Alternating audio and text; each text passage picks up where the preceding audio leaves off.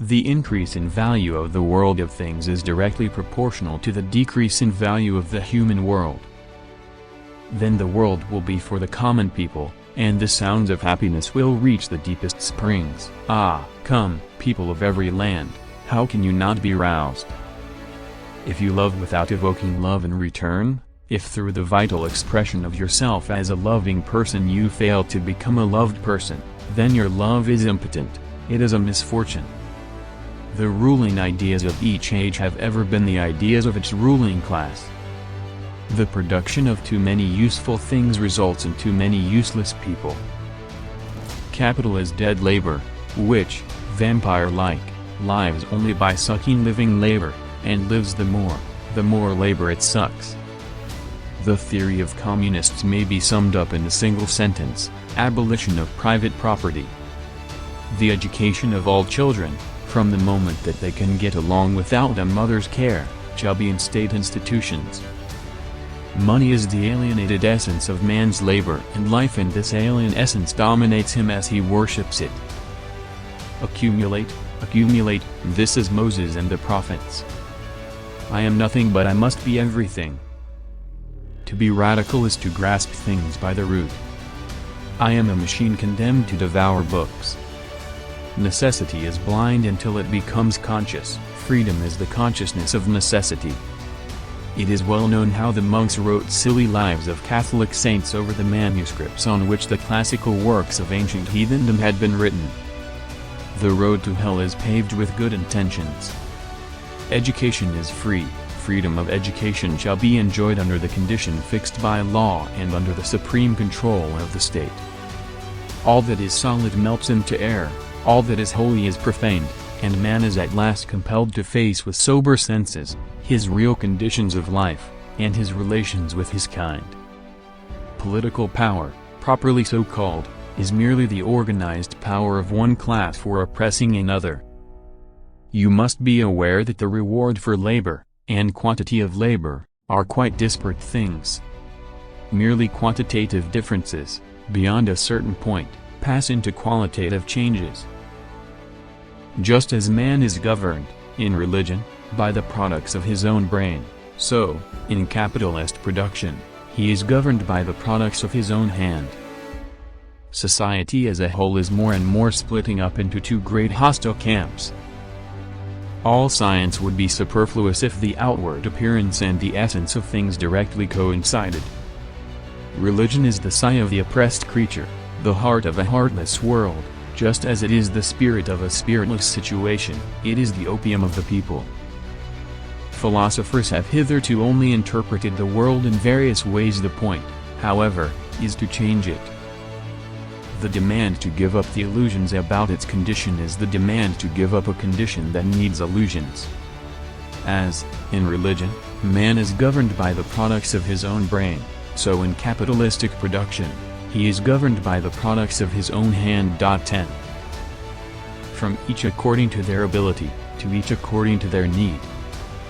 The bourgeois sees in his wife a mere instrument of production.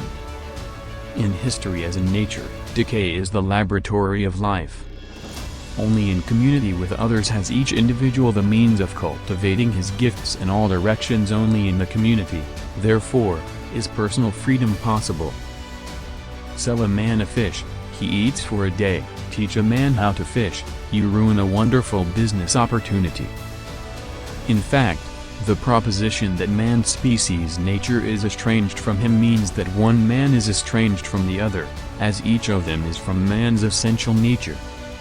Centralization of the means of production and socialization of labor at last reach a point where they become incompatible with their capitalist integument.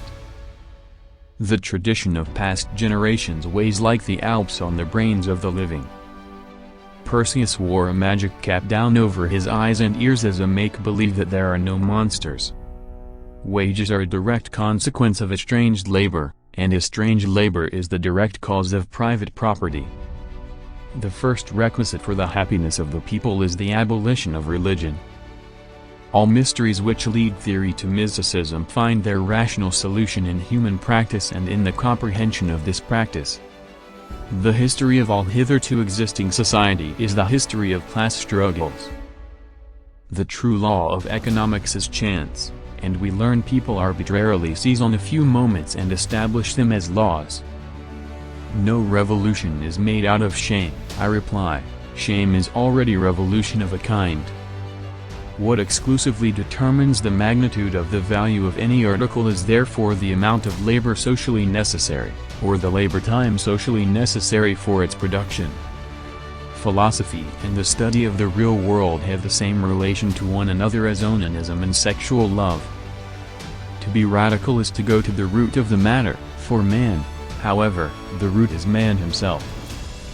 Man makes his own history, but he does not make it out of the whole cloth. He does not make it out of conditions chosen by himself, but out of such as he finds close at hand. The windmill gives you society with the feudal lord, the steam mill, society with the industrial capitalist. History is not like some individual person, which uses men to achieve its ends. History is nothing but the actions of men in pursuit of their ends. Workers of the world unite, you have nothing to lose but your chains. The heart of a man is a wonderful thing, especially when it is carried in his wallet. Nobody, not even a musician of the future, can live upon future products. As use values, commodities differ above all in quality, while as exchange values they can only differ in quantity, and therefore do not contain an atom of use value. Man makes religion. Religion does not make man. Religion is indeed man's self-consciousness and self-awareness as long as he has not found his feet in the universe. The alienation of man thus appeared as the fundamental evil of capitalist society. Every one of our relationships with nature and man must be a definite expression of our real, individual life. Men make their own history, but they do not make it as they please. A specter is haunting Europe, the specter of communism. As individuals express their life, so they are. Labor in the white skin can never free itself as long as labor in the black skin is branded. The philosophers have only interpreted the world, in various ways. The point, however, is to change it. The oppressed are allowed once every few years to decide which particular representatives of the oppressing class are to represent and repress them. The last capitalist we hang shall be the one who sold us the rope. Hegel remarks somewhere that all great, world historical facts and personages occur, as it were, twice. He has forgotten to add, the first time as tragedy, the second as farce.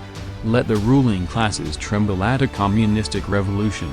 The proletarians have nothing to lose but their chains. They have a world to win.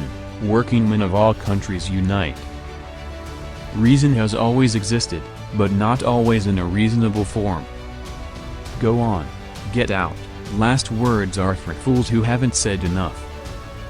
It is not the consciousness of men that determines their being, but, on the contrary, their social being that determines their consciousness. Religion is the impotence of the human mind to deal with occurrences it cannot understand. Under no pretext should arms and ammunition be surrendered. Any attempt to disarm the workers must be frustrated, by force if necessary. The proletarians have nothing to lose but their chains. They have a world to win. If anything is certain, it is that I myself am not a Marxist. There is no royal road to science, and only those who do not dread the fatiguing climb of its steep paths have a chance of gaining its luminous summits. In proportion therefore, as the repulsiveness of the work increases, the wage decreases. We have no compassion and we ask no compassion from you. When our turn comes, we shall not make excuses for the terror. The tradition of all dead generations weighs like a nightmare on the brains of the living. Communism is the riddle of history solved, and it knows itself to be this solution. Religion is the sigh of the oppressed creature, the heart of a heartless world and the soul of soulless conditions. It is the opium of the people. Society does not consist of individuals, but expresses the sum of interrelations, the relations within which these individuals stand.